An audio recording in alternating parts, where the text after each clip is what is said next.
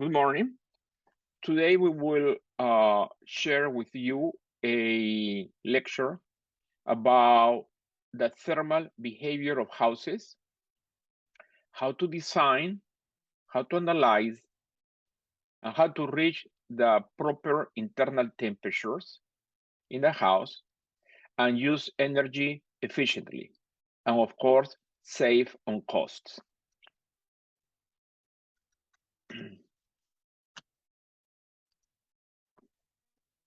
This is the end of the story.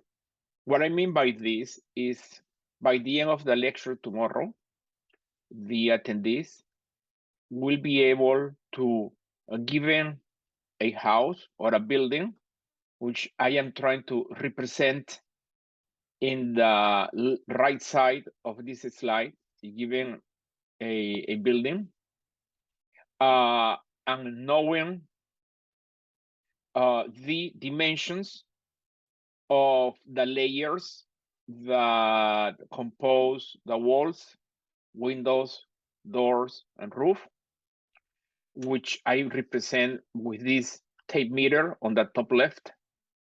And by knowing what is the temperature that one wants to have inside the house and the temperature that is outside the house, okay, with those two pieces of information, basically paper and pencil or a simple Excel sheet, one can know what is the thermal behavior of the house. The drawing on the right side here shows some arrows with some percentages. What that means to communicate is that no matter what, the house is always exchanging energy, thermal energy, between its interior and its exterior. So this drawing corresponds to what would most probably happen in the winter.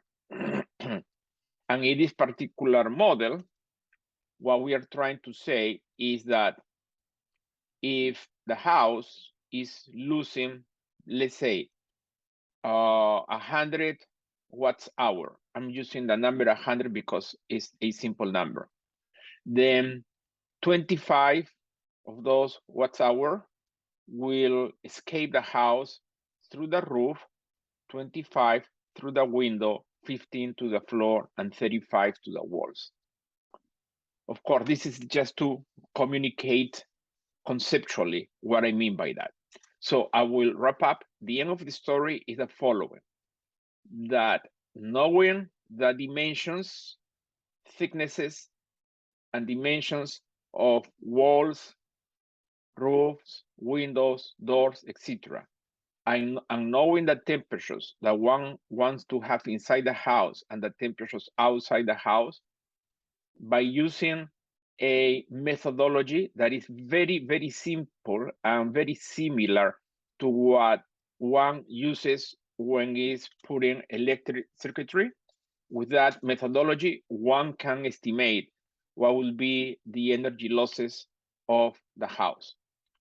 Also, tomorrow, I will extrapolate from moving from one floor to 2 floors, and then I will explain how one would address buildings that have many floors, okay? So, some basic concepts first. Energy is the ability to perform work. The attendees to this lecture may be wondering, what does a man pushing a box have to do with thermal energy? I will explain that. And I am on purpose starting with this so the concept sticks very well. So the person here in this drawing is exerting a force, which is measured in newtons, is pushing it a distance d in meters, and then it has a mass in kilograms.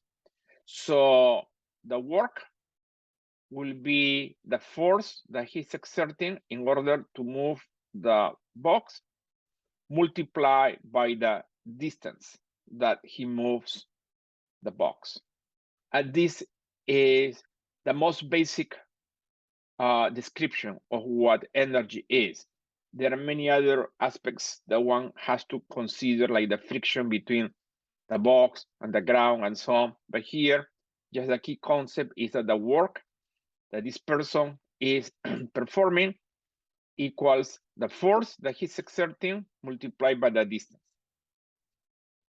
The energy is measured in joules, okay? However, moving forward, there is a moment in which we will measure the energy instead of joules in other unit, which is watts hour. So watts is power, but when you multiply by time, that gives you energy. Okay, so summarizing, what is energy? Is the ability to perform work, and it's measured in joules. And 1 joule is 1 kilogram multiplied by 1 meter, okay? So now, what is power? Power is the consumption of energy as time passes. So here we have the force, we have the distance, but the power is when you divide the work, which is the force times the distance. When you divide that by the time, then you get the power. And that's measured in watts. So power in reality is, since you are dividing the work here, force times distance, which is work or energy, and you divide the energy by time, power is actually the rate at which you are exerting work, okay? So again, power is force times distance divided by time, in this case, or you can say power equals energy divided by time, and it's measured in watts. So two concepts, energy is measured in joules, and power is measured in watts. So now, these two concepts that I have just explained about energy and power cross through a variety of energy domains. So what this title means is when we say power does not care in what energy domain one is working, what does it mean? That energy and power, those two concepts, happen, for example, when you're talking about radiation. And radiation will be very important when analyzing the houses. Power and energy also happen in the thermal domain. When you have heat crossing the walls, there you are losing or gaining thermal energy. Okay, so in that phenomena, you are also dealing with power and energy. In the electric domain, also power is happening and is in a resistor, is the resistance times the square of the current that is crossing through that.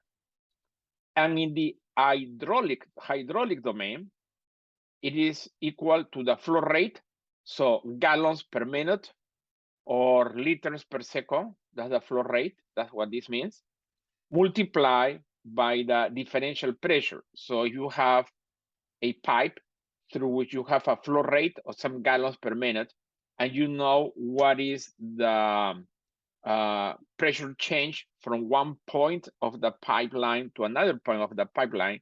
You multiply those numbers, those two numbers, you get power.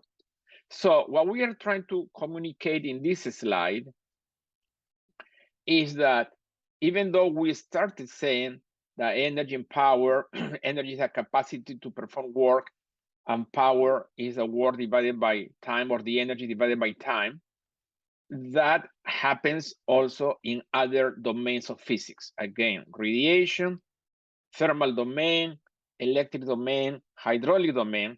The only difference is just the equations, okay? And the one that we will deal the most with today and tomorrow is this one, because we will be dealing with the energy in the thermal domain.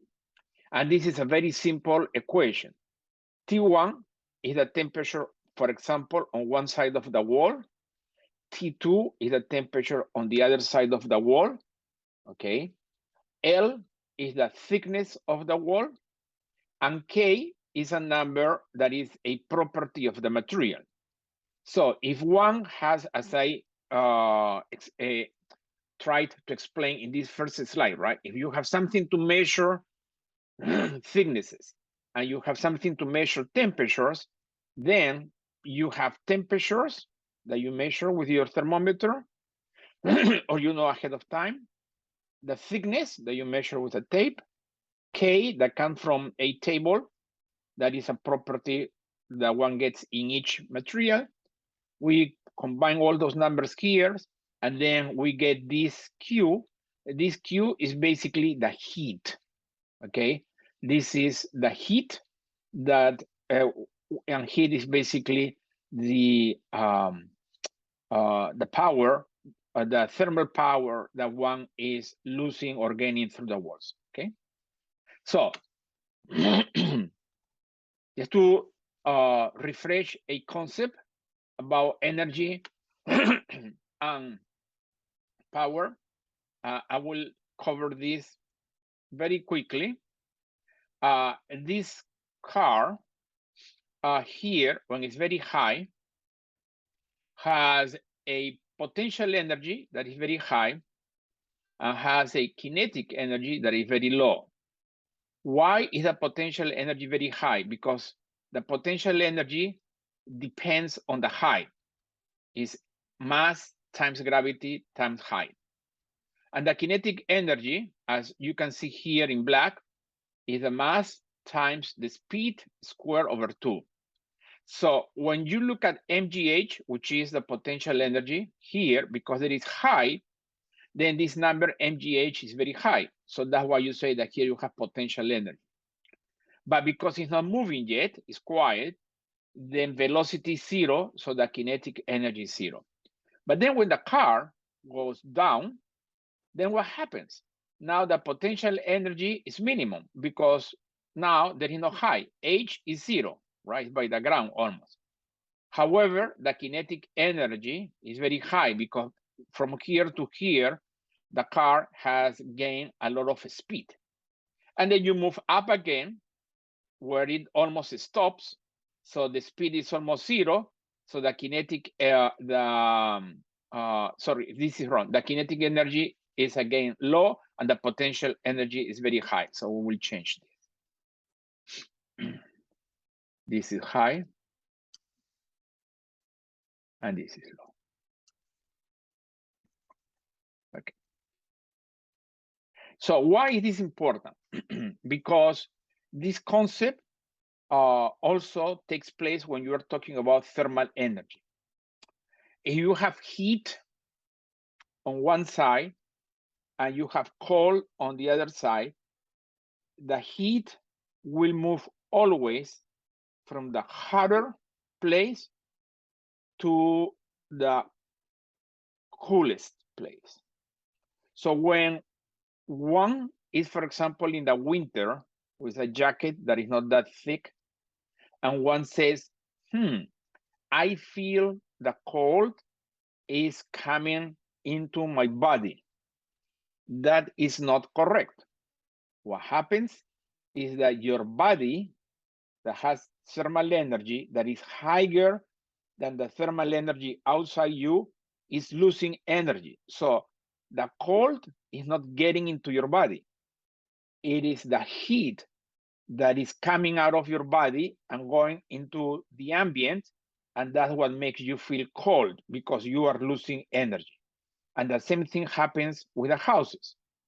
When inside the house, let's say it's at 80 Fahrenheit, and outside, let's say, is for just a simple number, 0 Fahrenheit. And then you turn off the heater, then suddenly you start feeling that the house starts to get cold. And people tend to say, oh, the cold is getting into the house. But that's not the case. What happens is that the house is losing energy. So the house is sending heat to the outside. And that's a very, very important concept. Okay. So now the thermal energy, which is a heat in the thermal domain, happens in 3 ways: conduction, convection, and radiation. And this is also very important when one is analyzing a house. What is the flow of energy through conduction? It is when the heat, let's say T1, the temperature on this side, on the left side of this wall, is higher than T2. What is the temperature on the other side of the wall, on the right side of the wall? So because T1, the temperature inside on the left side of the wall is higher than the temperature on the right side of the wall, then heat will flow from the left to the right? So if on the left of the wall, we have the interior of the house, and outside we have the street, and let's say this is the winter, inside is hot and outside is cold. That's why I put cold in blue and warm in red, right? Then what will happen is the heat will go through the wall, okay? And why it is important? Because when one is running the heater of a house in the winter, one is only paying attention to the 80 Fahrenheit or the 70 Fahrenheit that one sets the thermostat. One sets the thermostat at the temperature. But what happens is, why are you paying to the utility company for the electricity if that's what you're using to heat your house or gas? Because during the whole time that you have your house at 80 inside, if outside is 0, then you have a delta of 80 degrees. And what that makes is that the heat from the house is crossing the walls, and that's why you are losing energy. If this were not happening, then your electric bill will be very low, because basically your house will be so insulated that you will be losing very little thermal energy. Here we have the convection, which is the second way of transmitting energy, and that's when a fluid, so let's say you have here a surface that is hot at temperature T1, hot is in red, and let's say the air, temperature 2, which is low, is cold, is flowing. So as the cold air or the cold water is running next to this surface, it will be grabbing the energy of the surface and taking it out. So it will be, let's say, sucking the energy from this place until it gets cold. So when you, for example, have finished frying in a pan in your kitchen, in your stove, then you grab the pan and you put that under the faucet. The faucet is giving you cold water. Why is the water refrigerating the pan? Because the water, which is a fluid, which is cold, is touching the surface of the pan and is extracting the heat from the pan, okay? And then the radiation, which is very important when you're using solar panels, is the third way to transfer energy, which is, for example, here you have the sun, and the sun sends its solar rays on this surface, and there is a equation that I showed before, which is this. I will explain that later, which is the difference of temperatures, and then these two numbers are properties of the surface, okay? So when you combine those, you can calculate how much heat the sun is giving to this surface due to radiation. So to summarize, you have conduction, which is when the heat is traversing the body, the mass. Convection, when a fluid that is touching one of the surfaces of the mass is sucking its energy. And radiation, which is another form of transmitting energy. Okay, so now we will focus a lot in this lecture on conduction. Okay, so you have T1 and T2, and here this is the first time I put this value K. K is a property of the material, and that you can find, for example, when you buy the insulating material that you use, like the sheetrock or the wool that you put between the layers of sheetrock and the external wall of the house. Those materials have a value that is called K. And if one reads carefully the description of the insulating material online, it will give the K, okay? So you know what is the temperature that you want inside the house. You know the temperature that you will have in the winter outside the house. So, and you have the thickness of that material, which is L. So the heat flux, okay, which is the flow of thermal energy, which is measured in watts per square meter, is equal to the delta of temperature. So you do T1 minus T2, and you divide this by this number, L over K, which is the thickness of the wall divided by this material property of the wall. You have all these numbers, and you put these numbers, and that will tell you what is the watts per square meter. So the joules per square meter. So basically this is tell you, remember, the power is the speed at which you are moving energy, right? It's the rate at which the energy changes. So basically this is telling you energy divided by time and divided by the area, okay? So once you get this number, because in this equation you don't have the area of the wall, you have only the thickness and the material property of the wall.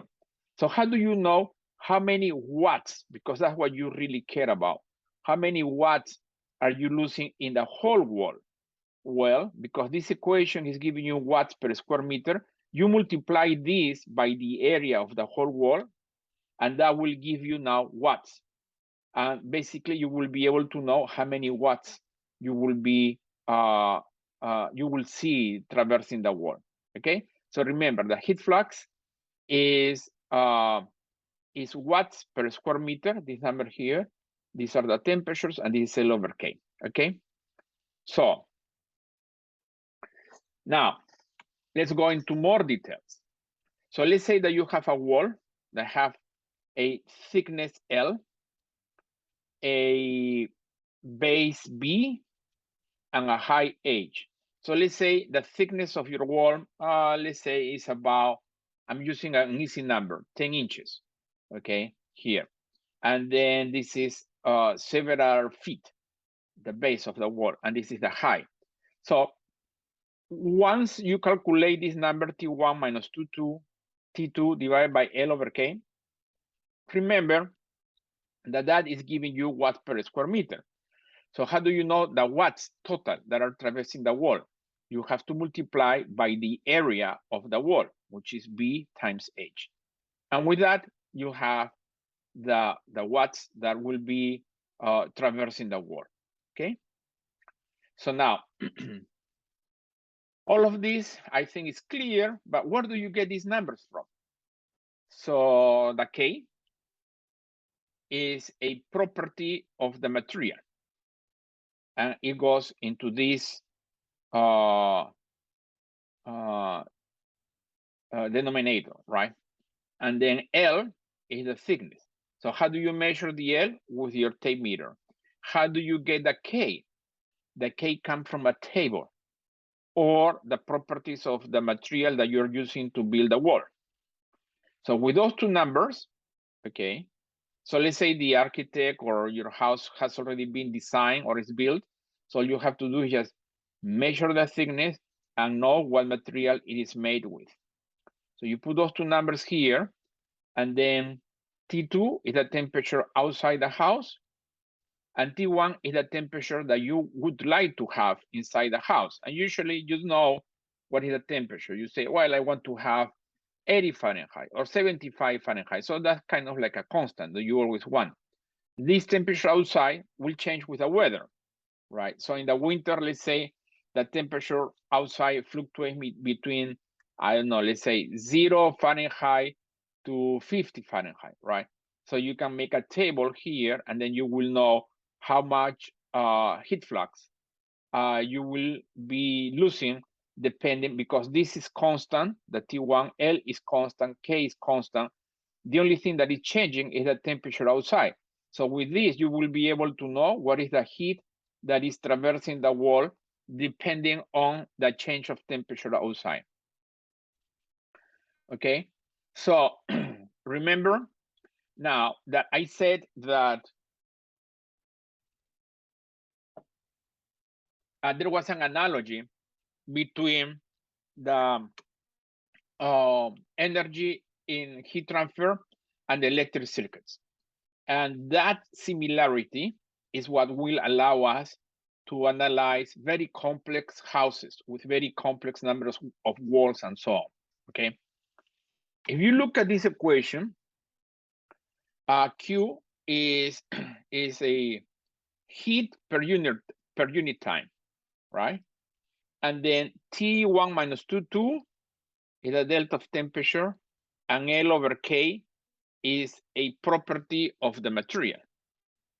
So if you remember from electric circuits, the current that crosses a resistor is equal to the delta of voltage. You measure the voltage between the two ends of the resistor, so V1 minus V2, and then you divide that by the resistance of the device, which is a constant, it's a property of the device. And with that, you can get the current. So in reality, there is an analogy between the heat or the thermal domain and the electric domain. And that's what we will use for the rest of the lecture to analyze houses. So let's say that here we have a wall, okay, and we have put 2 layers of insulation, blue and orange, okay? All you have to do is these three devices, these 3 layers, as if they were 3 resistors in series, and I will explain that in more detail later. So for this wall here, the one in color gray, the flux is T1, T on one side, minus 2 divided by this, which is a number that comes from the geometric properties and the material properties. And if you have a resistor, remember that V1 minus V2 over R, okay? So now, let's say, let's get a specific example. Now let's go, as I like to call it, let's get real, right? So let's say that for whatever reasons, you have on one side, you have 877 Celsius. I'm using very unusual numbers just to make the calculations easy, okay? And T1 is 1127 Celsius, okay? This will be more like an oven. And let's say like the thickness of the wall is 0.15 meters. The height of the wall is about 0.5 meters. And the base of the wall is 3 meters. So this is about 9 feet. This is about 1.5 foot. This is about 1 foot, and so on. So you put all these numbers, and K, the thermal conductivity, that's the name of that property of material. For that material is 1.7 watts per meters per Kelvin. So you put this number that you get from the tables, and you combine all these numbers in this equation, boom, you get the heat flux, which is 2,833 watts per square meter. But remember, that's the heat flux per area, right? Divided by area. So if you want to know what is the actual heat that is crossing the whole wall, you have to multiply that by B and H, as we explained in the previous slides. So you multiply BH here, you multiply by this, and then you have now the actual heat in watts, okay, that are crossing the wall. How can one get an idea of the magnitude of this, right? So if the very old light bulbs, they would come in powers of 40, 60, and 100. So imagine a bulb, a light bulb, is not LED, that is consuming electric power of 100 watts, right? So this will basically be equivalent to almost 42 bulbs, right? Light bulbs of 100 watts each, just to get an idea of the magnitude. Okay, so now so now let's use different numbers. Okay, so let's say T1, the temperature inside is 20 Celsius. Okay, which is more or less 70 Celsius. Sorry, 70 Fahrenheit. Okay, and then 0 Celsius, which is about 32 Fahrenheit. Okay, and the length, the thickness is 0.10 meters, which is about 4 inches. And the height is 2 meters, which is about 6 feet. And the base is 10 meters, which is about not more than 9 feet, right? And then the thermal conductivity of that wall is this number, and we got this from the books, okay? So we combine all these numbers in this equation, okay, which can be done with paper and pencil or on a calculator, and then we get that the heat flux is 400 watts per square meter, okay? And if we multiply that by the area of the wall, which is 10 by 2, then we get 8,000 watts.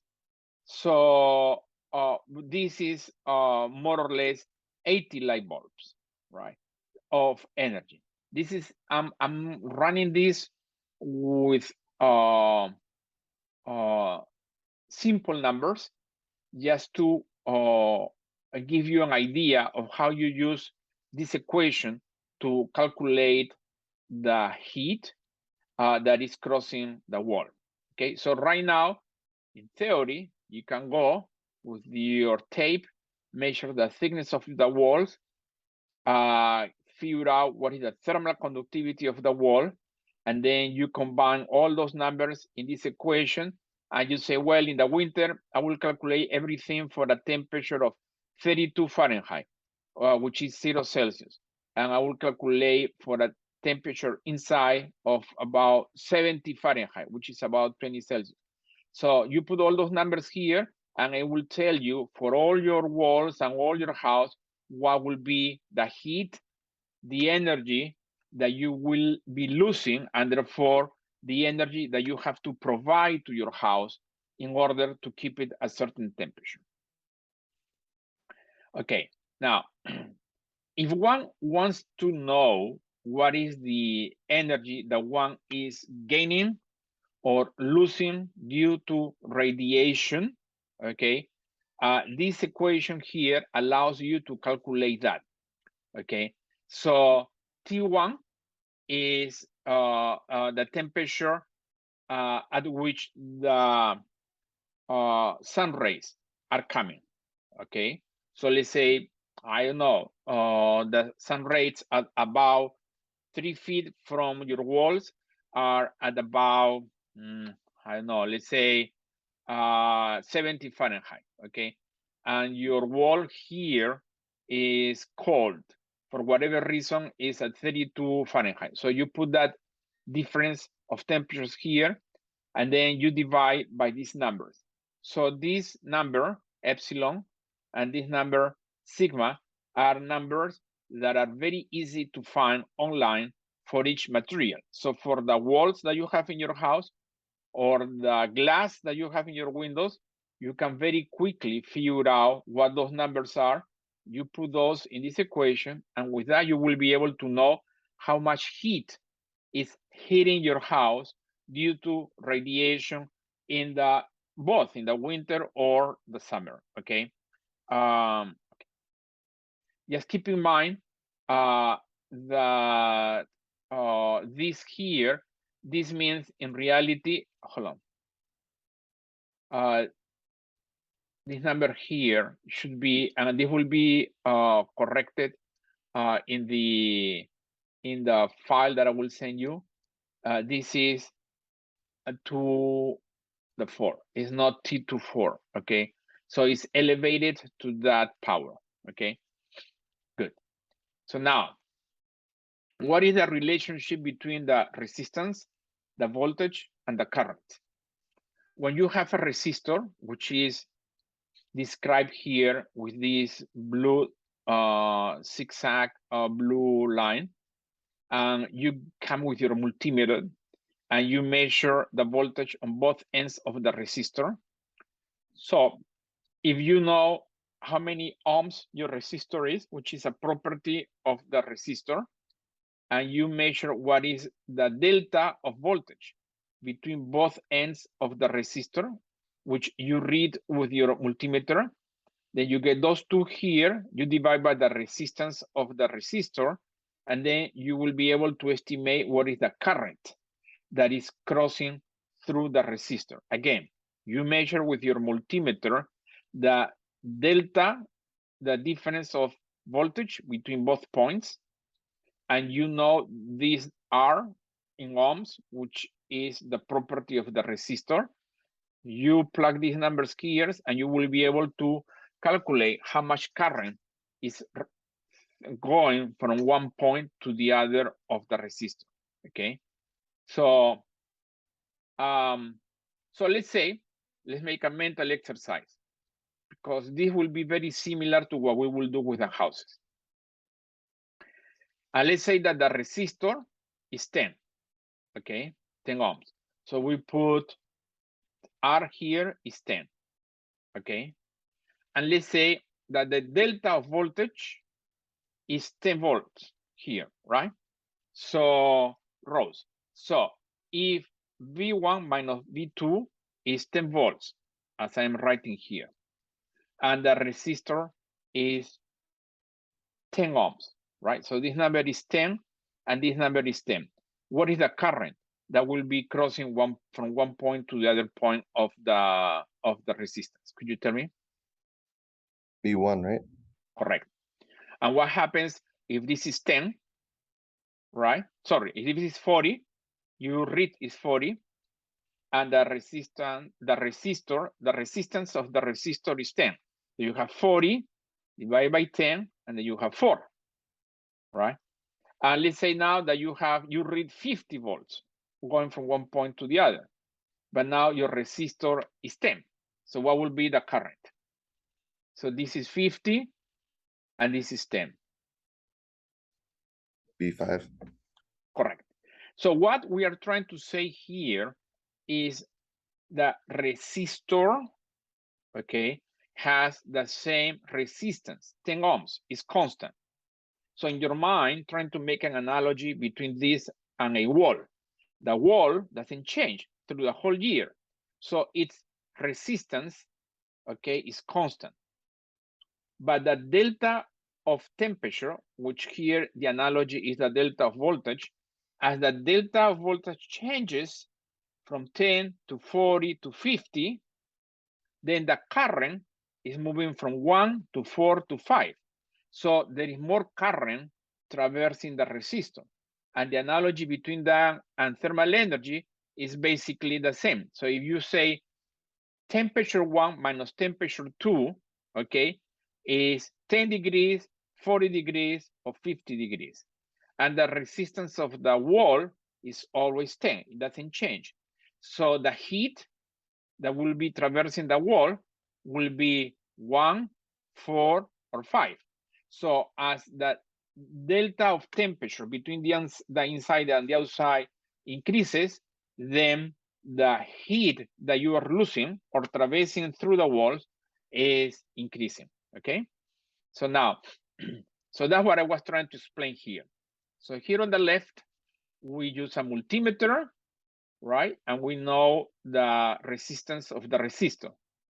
Here, on the when we analyze the house, instead of a multimeter, we have a thermometer. The thermometer allows us to measure T1 and T2, okay? Knowing the length, sorry, the thickness of the wall, which is L, and knowing K, which is a value of the wall, we get all these numbers here, the denominator, and with that, we can calculate what is the heat flux per area that is crossing through the wall, okay? So this equation on the left is very similar to the equation on the right, okay? So now, we are start to get into circuitry. So let's say that you have 2 resistors, okay? And you will have this video, so you will be able to review this at any time. So you have 2 resistors, okay, in parallel, and you have V1 and V2, okay? These 2 resistors in parallel are equivalent to 1 resistor that we call R total. And how do you calculate R total? You have 2 resistances in parallel. It is 1 divided by R1 plus 1 divided over R2, all of that to the minus 1. So if this is, I don't know, 2/3, let's say 1/3 and 1/3, right? So that's 2/3, right?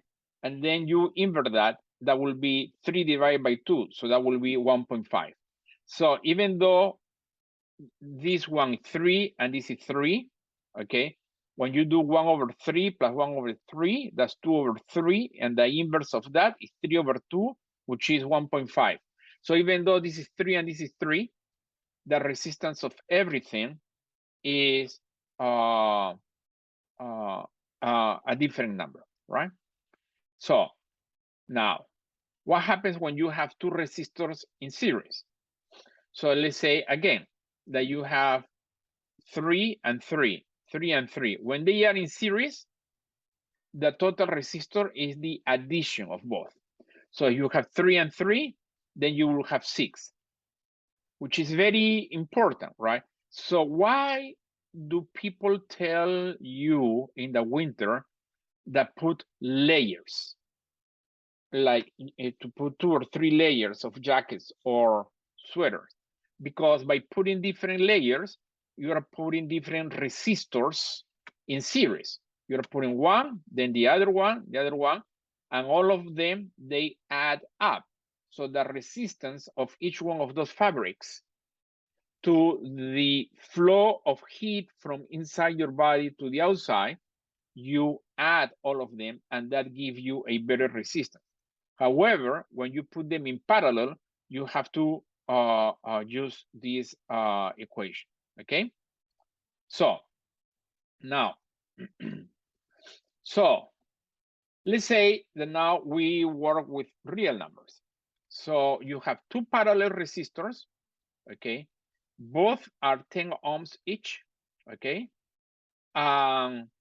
Here, in this case, the delta of voltage is 10 volts.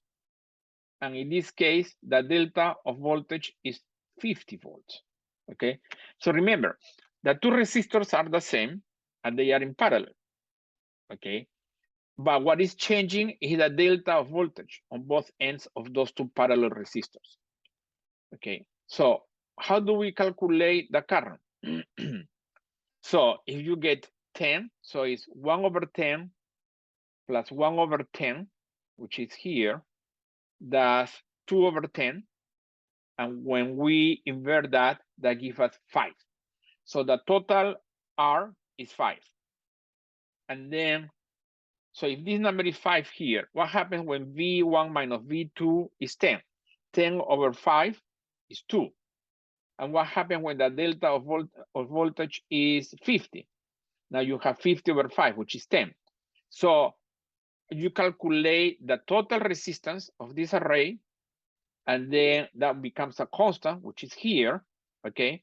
And then you use this equation and you will be able to get the current, which is analogous to what we do in the houses, okay? So now, the same thing. We get 2 in series, and the resistances are 10 and 10, right? So you say 10 plus 10 is 20. So the R total is 20, okay? And now, but you see 10 and 50. When you do 10 over 20, that's 1/2. And 50 over 20 is 2.5. So if you notice, when you put this in series, you are getting a higher resistance. And because you are getting a higher resistance, even though the voltages are 10 and 50 here and 10 and 50 here, by putting them in series, you are getting a higher resistance and you get less current. And what happens when you get less current? Because the current is analogous to the heat, it means that less heat will be traversing the wall. So you have to design how you arrange your insulation in order to get the most insulation for the house, okay?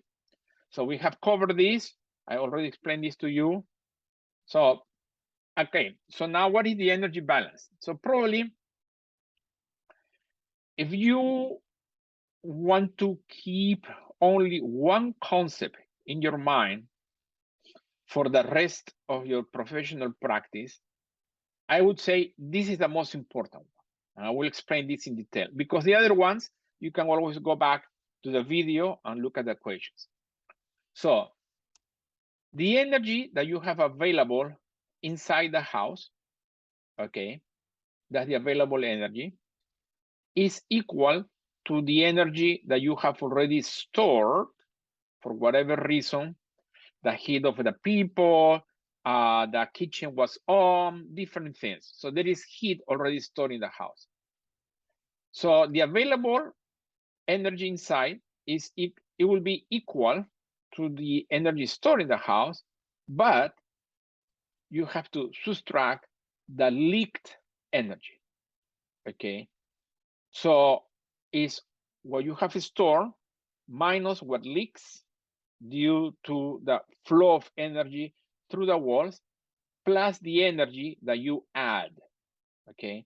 So this is basically your house in the winter. You have stored energy, let's say, for whatever reason, you have some energy stored, but then you lose energy, and then you add energy with your heater. And that's the basic logic of energy balance. There is nothing beyond this, okay? So remember, the energy that you have available in your house equals the energy that you had stored in your house minus the energy that you leak or the house has leaked, plus whatever energy you add with your heater or any other means. So what is this equation telling us? That if we minimize the losses, if we have less losses, then less heat, this number, will be needed to warm the house. And we will use the energy efficiently and save in cost. Again, here, the only thing that has a negative sign is the leaked energy, right?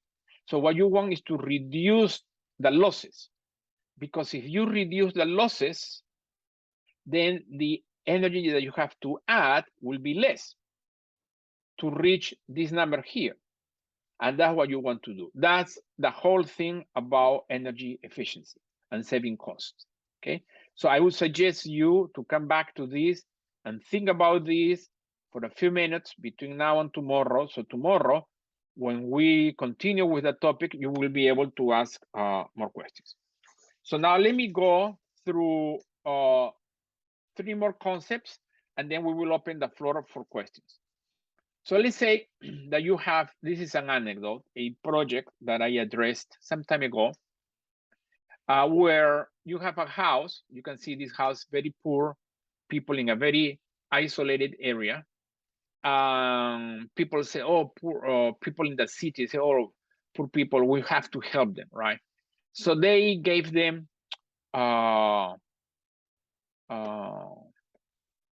this material, you know, these sheets to try to stay warm. Although there is a lot of goodwill on this, there is a fundamental problem related to the physics that I have explained to you. The house here is represented by a thermos. And inside your thermos, you have coffee, tea, hot water, whatever you like. So most people think, oh, because I have a thermos, I have my hot coffee in the morning when I leave home, my coffee will stay warm for the rest of the day. But you know very well that by 5 p.m., in the winter, your coffee, maybe earlier, your coffee already is cold. Why? Because it's all related to the resistance that the wall of the thermos is presenting to the flow of heat. So you have heat, a lot of heat in the morning because you have very hot coffee. And no matter what, if the temperature outside, so this is T1, let's say 80 Fahrenheit, and this is T2, let's say 0 Fahrenheit. It's very cold outside. So what will happen is T1 minus T2 will be 80. 80 minus 0 is 80. Okay, and then you divide by whatever is the constant of L over K for the bottle. So you will calculate then what is the heat that is traversing the walls. So you will know how many watts are you losing. Okay, and the watts, remember, is the energy divided by time. So it's just a matter of time. You multiply by 5 hours, and you will be able to know how many joules or what hours you will be losing through that. So what does it have to do with this? This is an extreme case, right? That if you put people inside these houses, okay, without heat, okay, and you just give them sheets or blankets, as I explained to you, if the house doesn't have enough insulation, so what will happen is just a matter of time that the heat from inside the house will be lost. But the same thing happens with the heat from the human beings, right? So let's say that this thermos now represents the blanket that is surrounding a human body, okay? And inside, no matter what you do, it's just a matter of time. If you don't insert energy, due to the fact that you don't have perfect insulation, the inside of the blanket or the inside of the house will be cold. And that's when you get hypothermia, okay? So what is the meaning of this? That just giving blankets will not fix the problem, because all this is doing is just taking care of the leak energy is happening, okay? So the house and the person is leaking energy. And if you do not add energy to compensate the loss, then you will not be able to have the right amount of energy that you need to stay warm or alive. So why is this important? Because I just want you to get the fundamental concepts. Now, this is a table that explains to you that the K that we were talking about, okay, here is, you see the thermal conductivity, the K, this is in watts divided by meter, okay, and Kelvin. So this is in Kelvin degrees, okay? So you can, but you have the same table also in watts and meters and Celsius, watt meters and Fahrenheit, okay? It just depends on what table you use. So what this is telling you, for example, let's say wood, okay? If you have balsa wood, cypress wood, oak wood, yellow pine, and so on, for each one of those materials, the thermal conductivity, the K that we were mentioning in the equations, is already in tables, okay? The same for any material, bricks. So if you have, for example, a wall that have brick, okay? Then you have some insulating material, and then you have wood. So you have brick will be R3, the insulating wool will be R2, and the wood inside will be R1. So you have R1 is the wood, R2 is the insulating wool, and R3 is the brick that is facing the outside. So now you have R1, R2, and R3, which are three resistances in series. So you calculate what is the resistance of each one of them, because you have L over K, and with that you have the resistance of the wall, and with that you can use the equation, okay? And so we have enough material for tomorrow. Here I will explain to you in general terms how all of these will come together to analyze a wall. So I have gone back and forth between thermal energy, thermal resistances, and electric energy and electric resistances. How does all of that come together? Here, let's say a simple house that has 4 walls. Well, I have removed the walls that are facing us, so I can show you the inside. So it has 4 walls, it has a floor, and it has a roof, okay? And it has a window, and it has a door. So, but in this particular case, we will just talk about what happens when you want to analyze the resistance of the whole house. All you need to do is to calculate the resistance of the whole house and R total for the whole circuit. And then on top, you put T1, which is the temperature inside, minus T2, which is the temperature outside. So T1 minus T2. And then once you calculate the RT for the whole house, you just divide the delta temperature by the R total. And with that, you will be able to know what is the energy flow, the power in watts that you are losing through the walls. So here we have represented each one of them. For example, the back left wall is R3, the back right wall is R2, the roof is R6, the front right wall is R1, the front left wall is R4, and the floor is R5, okay? So, and each one of them is a thermal resistance. So if you calculate for each one of them what is L over K, then you will be able to have the whole electric circuit. So here you have the whole electric circuit. So you have R1, R2, R3, R4, R5. So all these walls, the 4 walls, the floor, and the roof, they are in parallel because they are not next to each other, right? They are not in series, they are in parallel. So this is the way you draw the circuit for the whole system, okay? R1, R2, R3, R4, R5, and 6, okay? So let me remove this because it's repeated. So now,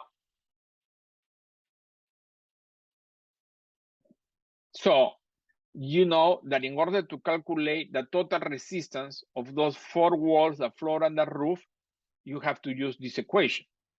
And then once you use that equation, okay, you can basically do delta T over RT. Now, if you want to include the doors and the windows, so let's imagine that you have a window that has a wood plate, air between the wood, and then glass, okay? So that 3 of them will become a new resistance. So I have called it R7. And you have the door, that will be R8. That's what I have called it R8 here, okay? So, and through each one of those, there will also be heat flux, right? So you have to calculate what the resistances are. But the way in which you will calculate the resistance of the window, in the window, you have 3 layers. So you have wood, air, and glass. So you have R7, which are for 3 in series, okay? And then for the door, it's just R8, right? So now, if you look at this, we have a circuit that is a little bit more complex. So we have still R1, okay, R4, R5, and R6. But if you notice, the back right wall is not only R2, is R2 and R8, because the wall and the door are in parallel. And then the back left wall is not anymore just R3, because now you have the wall and the window, and both of them are in parallel. So now the circuit, and I will explain this in a lot more detail tomorrow, this is the way you will calculate each one of them, and then you will be able to calculate the resistance of the whole house. So I would like to stop here and open the floor for any question that you may have. This is, I think, the part where you can learn the most. Please go ahead, Rose, and ask me any questions that you have, please. Yes, any question is fine. Yeah, so this is super helpful. Thank you. Yeah. I'm curious how like an R factor of insulation relates to the L over K. Yeah. Repeat the question. So how the factor L over K, complete the question, please. How that relates to R factors of insulation. So yeah. Yes. Okay. So let me share again. So we'll go. Okay.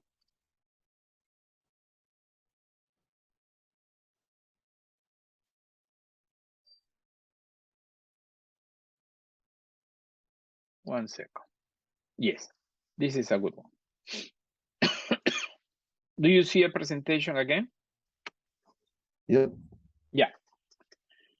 So this L over K, remember that L over K is a constant. Okay. What do I mean by that? That once you determine what the thickness of the wall is, L, and once you determine what the material of the wall is, you are determining this number is a constant, right? So if L is 0.2 meters, okay, and K is also, I don't know, 0.4. So this number, L over K, will be 0.5. I just run the numbers and 0.5, right? So that's something that you will have to live with forever. I mean, for whatever time the house exists, this L over K is fixed, unless you go and you change the K. And how do you change the K? By changing the material properties. So if, for example, you change the inside from wood to a more insulating material, or you change the wool from, I don't know, a newspaper in powder to something that is better. So this number will change, right? So now, because this is a constant, okay, that defines your resistor. It's like when you go to the hobby store and you buy a resistor, right? It's 10 ohms, that's fixed. In this case, the resistor of the wall will be constant, okay? So now, your question is, how does it affect the energy? Well, once it's fixed, okay, the delta temperature here is determined by you. Why? Because you say, I want T1 to be 70 Fahrenheit during the winter inside. You don't like the house too hot, right? Okay, so this is another constant because you or your client, whoever wants to fix the thermostat at 70 Fahrenheit. So here you have a constant that comes from the characteristics of the insulating material, right? And here you have the temperature that you are choosing. So now, what is the thing that is determining how much heat is crossing your wall, is T2. So basically, if you set this to 70, right, Fahrenheit, and outside is 30 Fahrenheit, so this delta is 50, right? And winter after winter after winter after winter, if you keep this at 70, the only thing that will change here is the external temperature. So you know how, depending on how the temperature outside changes, how your delta changes. And because this is a constant, then the heat will be calculated. So now let's get real. Let's say that you set this at 70, okay?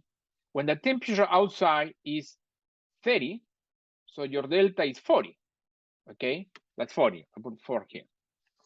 So now let's say that you put this at 70 and your temperature outside is not 30, but it's 50. So your delta is 20, right? So when it's very cold, your delta is 40. And when it's not that cold, your delta is 20. So it means that the colder it gets, this number grows, right? And when this number grows, the heat that you lose grows, okay? So that this is the reasoning. You set this to 70. And if this is very low, the T2 is very low, this number will be very high. So the colder it is outside, the larger this number will be, and the larger this number is, the more energy you will lose. Now let's go back to your question, how the K affects this, right? So when the K is very high, right, this number will be very low, right? And when you divide this by a very small number, so the smaller this number is, right, the smaller this number is, the bigger all of this is. So what you want is that you want your L over K. So in a nutshell, Rose, what you want is that your L over K to be as high as possible. Okay, that's in a nutshell what you want to do, because if your L over K, this whole number, is very high, then you will be dividing this by a very high number. You know, if you divide by 10, and then you divide by 100, or you divide by 1,000, the bigger the denominator is, the smaller all of this is. And the smaller this is, the less energy you will be losing.